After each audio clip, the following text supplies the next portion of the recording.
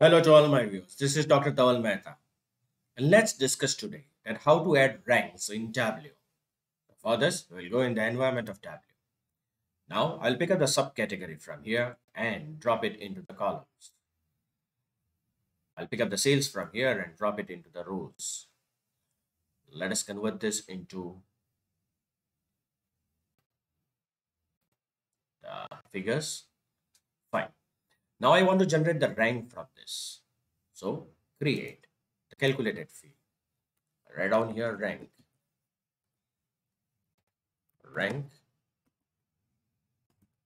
sum of, that is, we want to generate rank on the basis of sum of sales of this subcategory. Enter. Then sales. Enter. Let us wait for some time. The calculation is valid. Click OK. Now drag and drop this rank in these numbers. You can see the ranks are generated on the basis of the sales. So the phones is having the sales of 3,30,000. So its rank is 1. Now I want to arrange this sales according to this ranks. Click on it. You can do the sorting, ascending or descending wise. Again, click on it. So this is the way you can add ranks in Tableau. For more videos on Tableau, kindly subscribe to my channel. You can follow me on LinkedIn and Twitter.